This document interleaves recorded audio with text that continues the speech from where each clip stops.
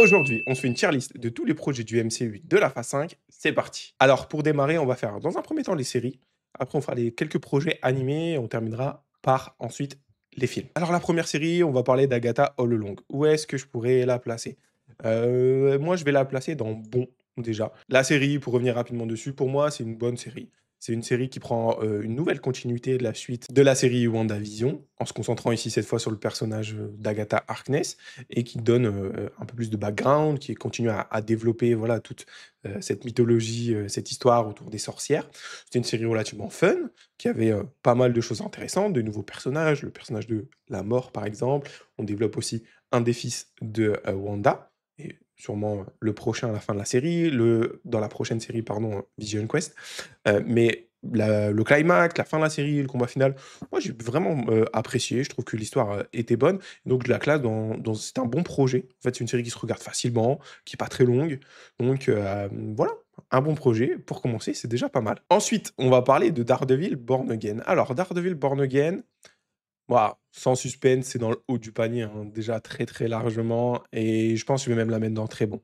Je la mets dans très bon parce que je suis très content déjà. Je pense que pas mal, d'entre vous aussi de revoir le personnage de Daredevil qu'on a connu, sur Netflix. En plus, on reprend quasiment, tout enfin pas quasiment, si on reprend tout le même casting. On a revu Frank, Castle, on a donc le Punisher, on a le même méchant, on a, le Caïd avec, l'acteur Vincent D'Onofrio. Donc déjà repart je pense que c'est une très bonne décision de se dire, voilà, il y a eu la série sur Netflix, de pas se dire, on fait comme si ça n'avait pas existé et dans le MCU, OK, on veut Daredevil, mais hop, cela, ça, on met ça de côté. C'était tellement un succès, c'était tellement bien que la meilleure décision, c'est ce qu'ils ont fait. C'était de les reprendre, de les intégrer dans la continuité et d'essayer de faire avec ce qu'il y a eu, donc sur Netflix et de, prendre ça en compte, hein, réellement. Donc ça, pour moi, c'était, très, très bien. Les événements de la série Born Again sont directement en continuité de ce qui s'était passé sur Netflix. Alors, pas en continuité temporelle, parce qu'il y a eu un petit laps de temps qui s'est passé, mais ça prend en compte les événements précédents, c'est ça que je voulais dire. Donc ça, c'est super, super cool, super intéressant pour ceux qui, notamment, bah, ont regardé tout ce qui s'était passé du côté de chez Netflix. Et ici, heu, on ne perd pas, en fait, cette ambiance qu'on avait, connue, chez Netflix et qui nous avait fait aimer ça, hein, je pense, pour la plupart, d'entre nous. Ce côté un peu sombre, un peu dark, avec aussi beaucoup de violence, il faut le dire, que ce soit vis-à-vis du personnage de Daredevil, mais aussi, bah, de Frank Castle, par exemple, avec le Punisher.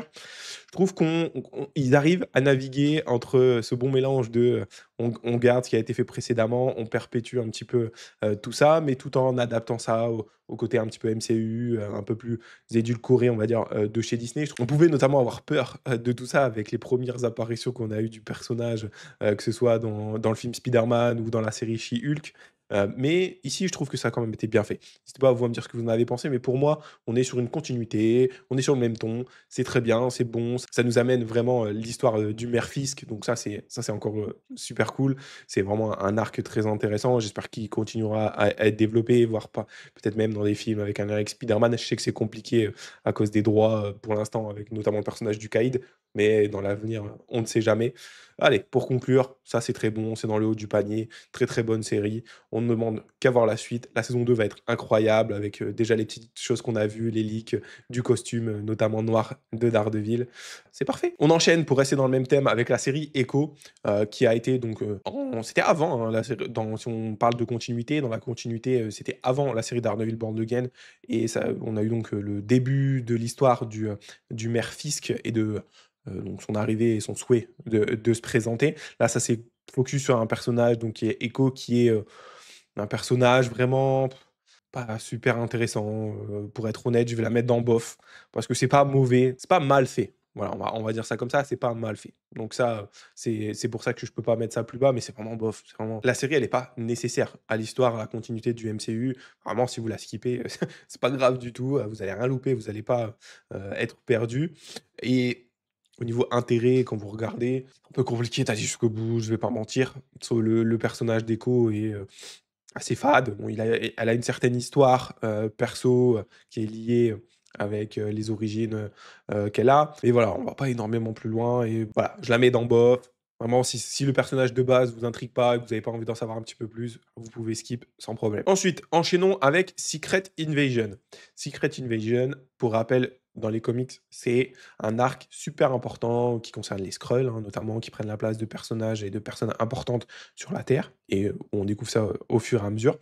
Alors où est-ce que je vais la classer? Franchement, je pense que c'est la première que je vais mettre dans claquer au sol. Je vous ai fait une petite session, claquer au sol parce que je trouve qu'il y a des projets qui méritent de se retrouver là, et ben, Secret Invasion, ça va rentrer direct là-dedans. La seule attache qu'on a au projet, c'est Nick Fury. Voilà, c'est un personnage qu'on connaît depuis très longtemps, qui est là depuis le tout début, du MCU, donc forcément, bah, perso, moi, j'ai une certaine attache au personnage, même si on le voit pas, énormément, hein, qu'il a vraiment des apparitions assez, sporadiques et il est vraiment là, de manière, pointilleuse au fur et à mesure des projets, et au fur et à mesure des phases du MCU. Mais voilà, quand même, c'est Nick Fury, on le kiffe.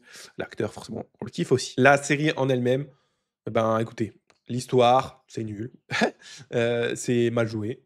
Il y a Emilia Clarke, qui vient de Game of Thrones, qui était, l'un des personnages les plus importants, et les plus kiffés, dans Game of Thrones. Bon, peut-être pas sur la saison 8, ça on va pas se mentir, mais ici, voilà, la pauvre, heu, il y a rien à manger en fait dans la série, on va dire ça comme ça. C'est vraiment dommage parce que l'histoire des Skrulls, l'histoire de Secret Invasion de manière globale, c'est un événement super important dans les comics. Si c'était juste pour en faire une série, franchement, bah, fallait pas le faire. Passez également votre chemin sur cette série, je pense. Si vous l'avez pas regardée, bah, regardez-la pas, vous allez que être déçus. La dernière série du lot dont il faut parler, c'est Ironheart. Ironheart, je vais la mettre, pour moi, dans je vais la mettre dans bon et je vais la mettre même, devant Agatha. Je vais la mettre devant Agatha. Ironheart, pour moi, c'est une bonne série.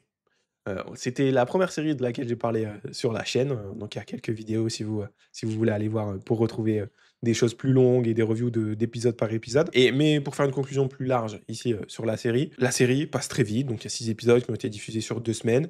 Donc moi je trouve que le format était, sympa, même si on a eu un peu quand même l'impression que Marvel voulait se débarrasser de la série en nous mettant 3 épisodes une semaine, 3 épisodes la semaine suivante. Je pense qu'effectivement, c'était un peu le cas parce que c'est une série qui avait été tournée, vraiment il y a longtemps et donc Marvel n'avait pas forcément, de grandes croyances, en la réussite de cette série. C'est une série où on a eu, l'apparition de personnages super intéressants, dont un qu'on attendait depuis très longtemps, le grand méchant de la série. Voilà, au cas où je spoil pas là, donc c'était fait de manière très sympa. Par contre, comme on a pu le voir, sur internet et cetera, la série elle avait pris beaucoup de backlash, beaucoup de choses négatives en disant, voilà, qu'elle était arrogante, qu'elle voulait prendre la place d'Iron Man et cetera. Je suis vraiment, vraiment pas d'accord avec ça. Voilà, pour moi, c'est n'importe quoi. Dedans, dans la série, il y a un passage où elle dit qu'elle respecte Tony Stark. Elle veut pas être Tony Stark, en fait. Ça n'a rien à voir avec ça. Dans la série, on voit, c'est justifié pourquoi elle fait ça, pourquoi elle a construit cette super armure, ces super armures et pourquoi elle veut être de ce côté-là. Elle oscille un peu du bon, du mauvais côté, mais voilà, c'est un personnage jeune, c'est la découverte. Après, c'est un personnage qui, même dans les comics, avait pas c'est pas un personnage super connu, super emblématique qui fonctionne à merveille. Mais voilà, après je peux comprendre pourquoi Marvel a voulu, l'incorporer, a voulu la faire en série, en live action. Parce que voilà, c'est contemporain, c'est vraiment très contemporain. Il y a des musiques de maintenant, il y a de l'environnement culturel, pop et cetera de maintenant et pour moi, c'était super appréciable. La série, elle est cool, elle est pas prise de tête. C'est vrai qu'elle va rien révolutionner dans le MCU ou dans le style ou dans la façon de faire des séries, mais c'est une bonne série. C'est bien fait, c'est une bonne introduction, c'est un bon nouveau personnage qui reviendra sûrement dans des projets Young Avengers, des choses comme ça. Et moi, j'ai hâte de la revoir et hâte de voir ce qu'elle pourra donner aussi avec d'autres personnages avec elle et revoir des histoires avec des armures comme on a pu voir dans Iron Man. Parce que forcément, le lien, il est là, hein, on va pas se mentir. Et ben, moi, ça m'avait manqué. Moi, j'ai trouvé ça cool. Dites-moi vous ce que vous en avez pensé en commentaire. Alors ensuite, on a le petit spécial, enfin la petite série I Am Groot. On va passer très vite parce que j'ai pas regardé. Je vais pas mentir, je vous ai fait une petite case, j'ai pas vu parce qu'il y a certaines choses que j'ai pas vues. On n'a pas le temps de voir tout forcément. Même si moi, voilà, je suis vraiment un adepte du MCU, voilà, je mange MCU, je kiffe ça et je regarde tout ce qui se fait. Mais ben voilà, il commence à y avoir beaucoup de choses. J'espère que Kevin Feige va il va vraiment faire, ce qu'il dit et voilà, se calmer un petit peu, nous donner juste essayer de faire, plus de qualité que de quantité. Parce que là, dernièrement, il y a vraiment eu énormément, énormément de choses et par exemple, voilà, ce petit projet I Am Groot, bah, voilà, j'ai pas regardé. Heu, J'en ai entendu du bien sur le fait que, voilà, c'est sympa, mais c'était assez spécial, hein. C'était un programme pas fait, vraiment pour tout le monde, mais que c'était quand même plutôt mignon, plutôt sympa. Ensuite, les 3 projets, effectivement animés, on va dire ça, comme ça. Le What If, alors ici, c'est, une des saisons de What If.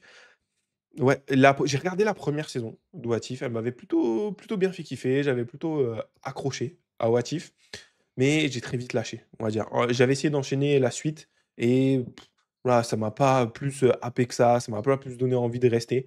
Donc je vais également la mettre dans j'ai pas vu. Parce que, bah, j'ai pas tout vu, donc on va pas mentir, juste pour, pour le plaisir. Mais c'est une bonne idée. Est-ce qu'il faut continuer, à faire des saisons, des saisons, des saisons? Je pense pas, parce que, bah, ça va je pense que ça va décliner de moins en moins. Il y avait l'effet de surprise, l'effet du démarrage, What If dans enfin, c'est un truc est réel et ça peut donner des choses super intéressantes. C'était là, une fois, dans les premières saisons, on avait vu Captain Carter et cetera. Mais voilà, si de moi, je suis plutôt attaché à ce qui est, live action, je pense, au niveau du MCU, à part pour les 2 prochaines qui sont plutôt pas trop mal. Enchaînons du coup, effectivement sur X-Men 97, qui est, une reprise, une suite de ce qui a été fait précédemment. Moi, je vais la mettre dans très bon, hein, je pense que beaucoup de personnes seront d'accord, avec moi, avec tout ça. C'est super. Vraiment la musique, l'histoire, les persos, enfin, je sais pas, dites-moi aussi vous ce que vous en avez pensé, je sais pas comment décrire ça à part dire que c'était vraiment cool. C'était cool, c'était super, ça ramène des souvenirs, pour ceux qui avaient déjà un peu regardé, ça précédemment, une musique emblématique, des personnages, emblématiques parce que, bah, les X-Men on les a pas vraiment vus, hein, dans le MCU, même si là c'est de l'animé. On les a vus par-ci par-là avec des apparitions des anciens casts et on va voir ça encore plus en détail, avec Doomsday. Bah, voilà, c'était cool et c'est le deuxième projet que je vais mettre, en très bon. Ensuite, on a le projet Friendly Neighborhood Spider-Man qui, pour moi, va se classer sur quelque chose de OK. C'est le premier que je vais mettre dans OK parce que c'est ni mauvais, ni bon, ni très bon. C'est vraiment au milieu. C'est pas bof parce que voilà, j'ai mis Echo en bof parce que, voilà, il y a quand même des choses, pas très intéressantes. L'animation, je colle pas trop avec. Je trouve que c'est quand même assez spécial, qu'il faut essayer de passer par au-dessus. Après, il y a des choses cool avec, des personnages, Norman Osborn et cetera, qui amènent, un petit peu de nouveau par rapport, bah, à l'histoire de Spider-Man qu'on a dans le live action avec des choses qu'on n'a pas, eues et je pense qu'il y a des petites inspirations aussi, juste pour faire une aparté, avec notamment, le Scorpion, son costume et celui qu'on va avoir, bah, dans le prochain film Spider-Man en live action. Je pense qu'il va y avoir, certaines connexions, vis-à-vis des choses comme ça. Donc voilà, je vais mettre ça dans OK. Ça peut être sympa si vous avez du temps à tuer, si vous aimez bien l'animation, le style d'animation à regarder. Mais c'est pas non plus, je trouve quelque chose d'indispensable pour, la bonne connaissance et le fait de kiffer, le reste du MCU. Alors, la dernière série dont on va parler ici, c'est Loki, saison 2. Alors, bah, voilà, ça va aller très vite. Ça va dans très bon et ça va directement dans le, 1er très bon. Parce que Loki, c'est une masterclass, tout simplement. C'est une série qui te fait, conclure enfin, ouais, c'est ça, qui te fait conclure, en fait, un arc de personnage, donc du personnage de Loki, de la meilleure des manières possibles. Le personnage, il se développe vraiment, enfin, de tout au long du MCU, depuis le début, parce qu'il est là depuis le début. Ça a été le méchant du premier film Avengers et là, il se transforme en dieu, ça devient le dieu des histoires, c'est lui qui tient toutes les timelines.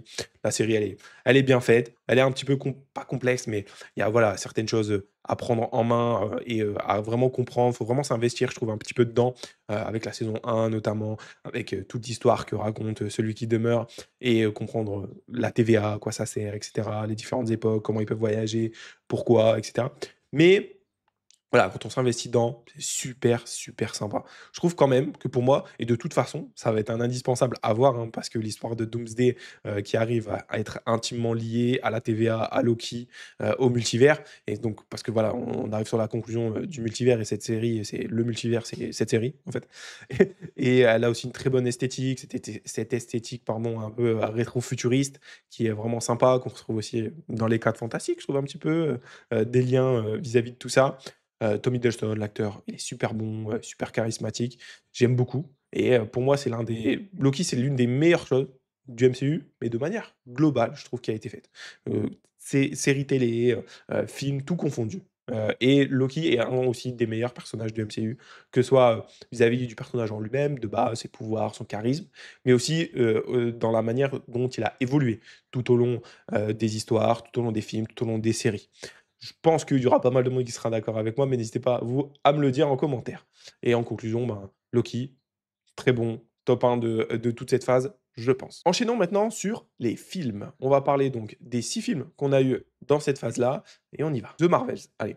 The Marvels, moi, je mets ce film dans je vais le mettre dans le bon. Je sais que ça va peut-être être un petit peu controversé comme avis, n'hésitez pas encore une fois à me le faire savoir, mais bah, The Marvels, c'est un film dans lequel j'ai passé un bon moment. Je sais qu'il a été un petit peu, cuté, charcuté et cetera et que voilà, on n'a pas forcément, la vision de base, la vision complète qui aurait dû, être là, dans ce film-là. Mais j'aime bien leur dynamique aux 3. J'avais déjà beaucoup aimé la série, Miss Marvel, donc la revoir ici dans un film complet avec son héroïne et cetera. Je trouvais ça, c'était un peu mignon, c'était un peu cool. Ces 3 personnages qui ont des pouvoirs sympas. Heu, le film est coloré, on voit plein de choses différentes, on voit des personnages différents. Vraiment, elle a un défaut, c'est la méchante du film qui est, très, très, très oubliable. Ça, c'est vraiment le point, négatif du film. C'est la méchante qui est oubliable et qui, du coup, font que le scénario et l'histoire de base est un peu oubliable. Mais le trio, leur dynamique, et comment elles fonctionnent ensemble, je trouve que ça rattrape pas mal.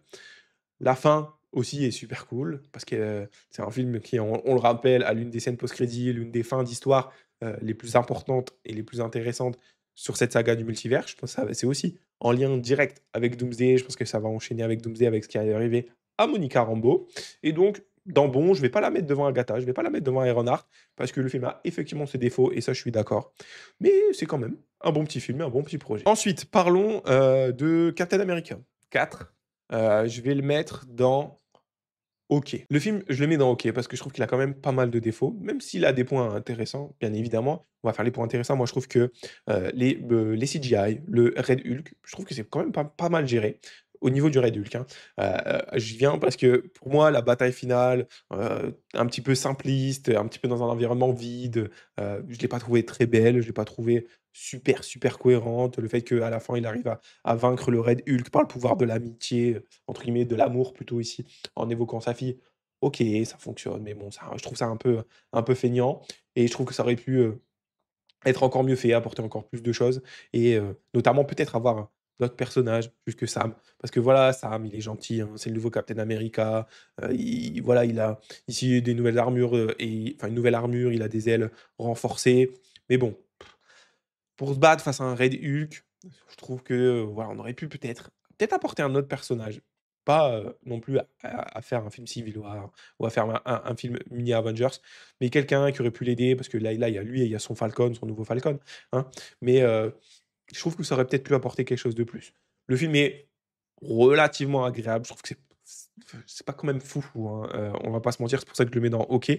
Mais, voilà, en tant que fan du MCU, en tant que quelqu'un qui regarde tous les projets, je vais pas dire que j'ai passé un mauvais moment devant le film. Ça, c'est pas vrai. Donc c'est pour ça que je le mets dans OK, mais c'est quand même un film oubliable, que je vais pas forcément avoir envie de regarder et qui, n'apporte rien d'extraordinaire et n'apporte, pas non plus de renouveau. C'est dommage. Je trouve qu'il a Sam, il a été un peu, enfin Sam, le personnage, le nouveau Captain America, il a été un petit peu lâché, comme ça en pâture avec ce film-là.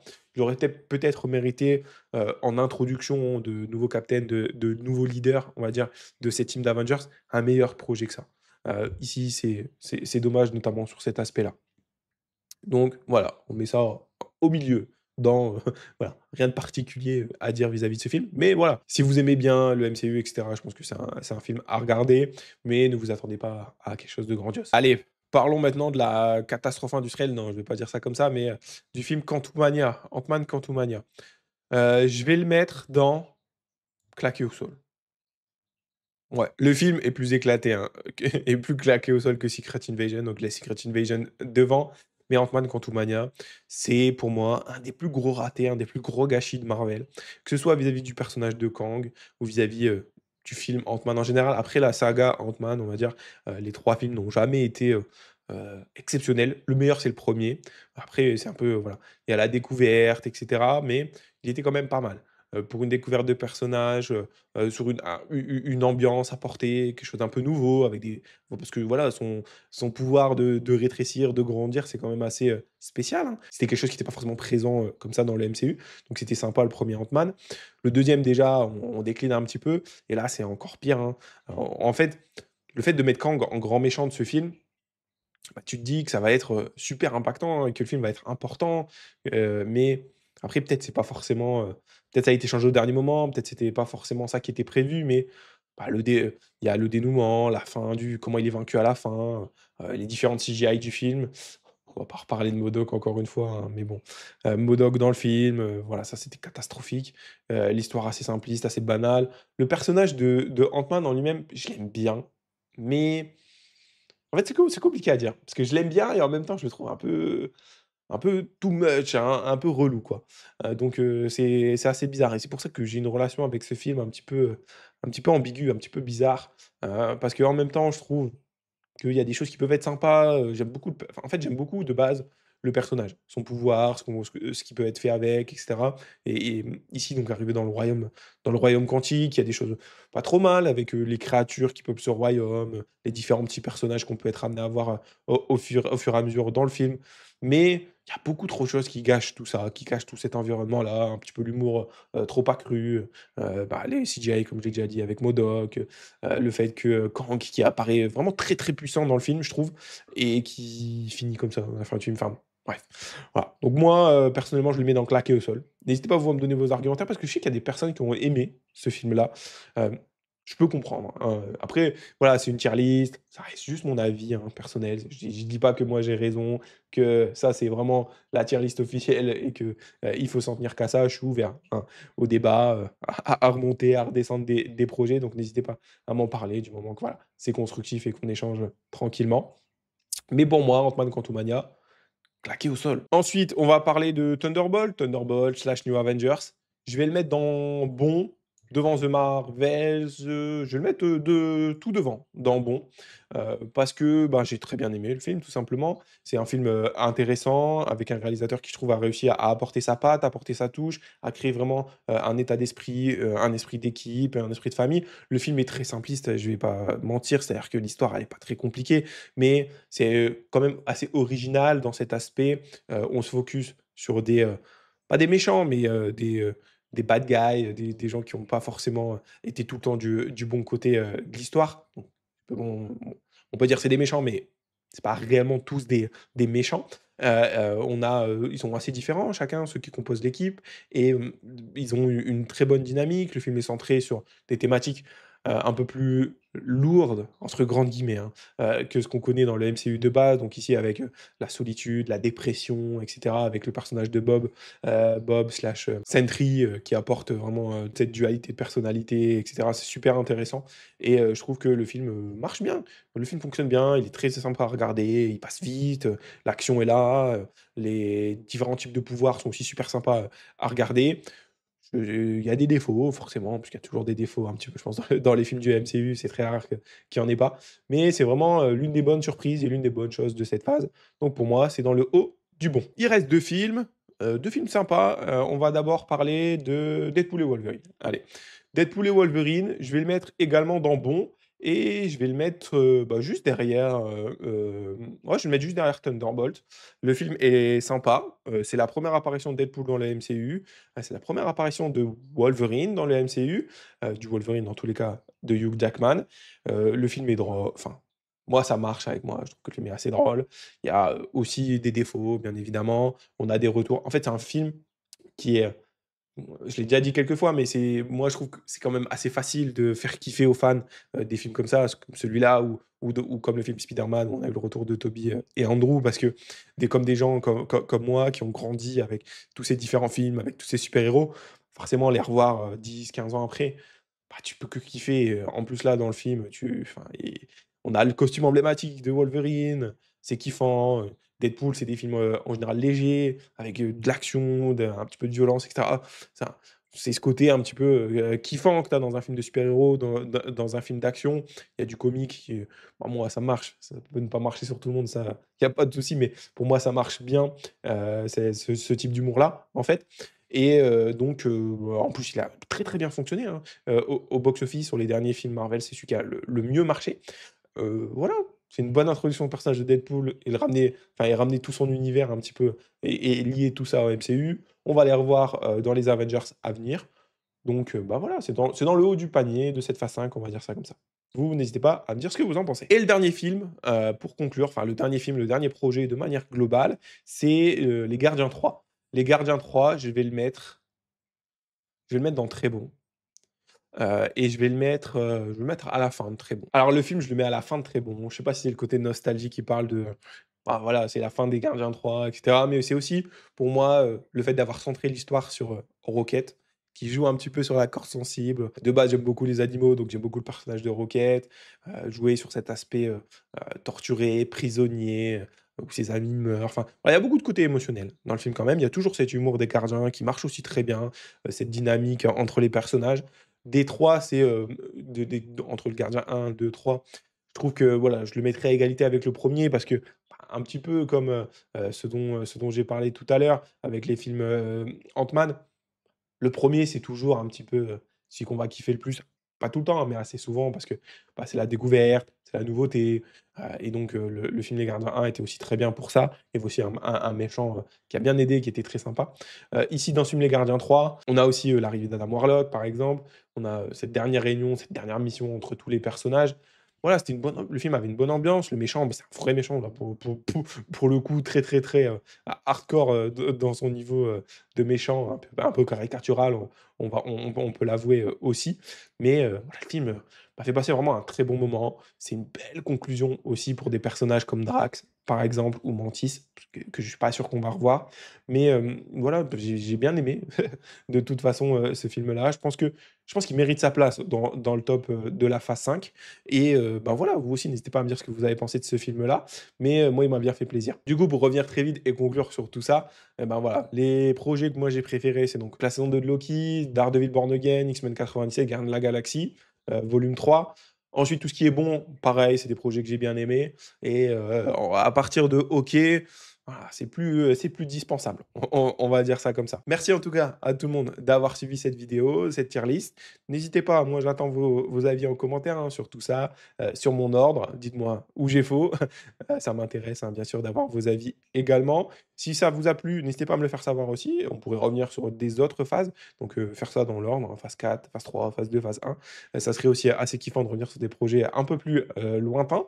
Et on se dit à la prochaine pour de nouvelles aventures. Allez, ciao!